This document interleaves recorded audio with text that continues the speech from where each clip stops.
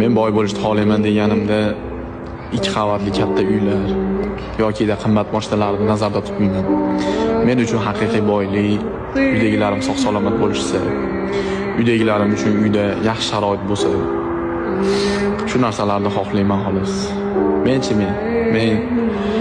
yashashim uchun unaqa ko'p narsa ham kerak emas. Arzimagan pulga ham yasha olaman. Bir to'g'ram non bilan bir piyola choyga ham qornim to'yadi. Hozirgi kunda nima uchun harakat qilayotgan bo'lsam, hammasi oilam uchun. O'zim uchun ikkinchi o'rindaman. Bor yo'q shu. Men boy bo'lishni xohlayman deganimda 2 qavatli katta uylar yoki qimmat moshinalarni nazarda tutmayman.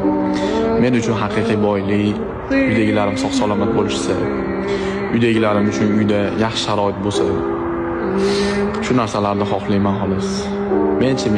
Men yashashim uchun unaqa ko'p narsa ham kerak emas. Arzimagan pulga ham yasha olaman. Bir to'g'ram non bilan bir piyola choyga ham qornim to'yadi. Hozirgi kunda nima uchun harakat qilayotgan bo'lsam, hammasi oilam uchun. O'zim uchun ikkinchi o'rindaman. Bor yo'q shu.